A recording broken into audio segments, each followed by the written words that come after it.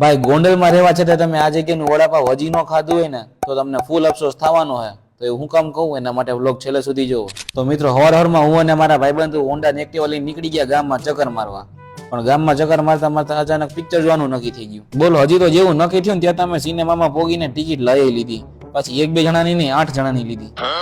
તો અમે જોવા આવ્યા હતા વર્સ્ટ અને બધા એમ કહેતા હતા કે આ પિક્ચરમાં ફૂલ ટ્રોમા છે, ફૂલ મારામારી છે અને જોતા એમ લાગતું હતું આ માર જવાની તો અહીંયા ને ફાઈટી રહ્યો પેટી પડી જાય માર જવાની તો અહીંયા.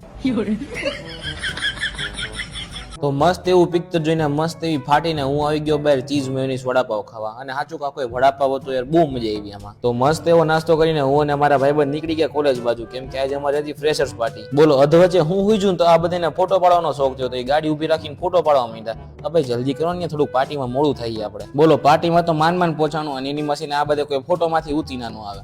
ક્યારના જામીન પડ્યા હતા ફોટો પાડવામાં. ફોટો ગયો તેલ લેવા, અહીંયા તો અમારી આવી ગઈ હતી વેલકમ ડ્રિંક. હવે મજા આવશે ઠંડુ પીતા પીતા જોવાની. તો બસ થોડીક જ વારમાં પાર્ટી ચાલુ થઈ ગઈ ને બધે વારા ફરતી વારા ડાન્સ કરવા માંડ્યા.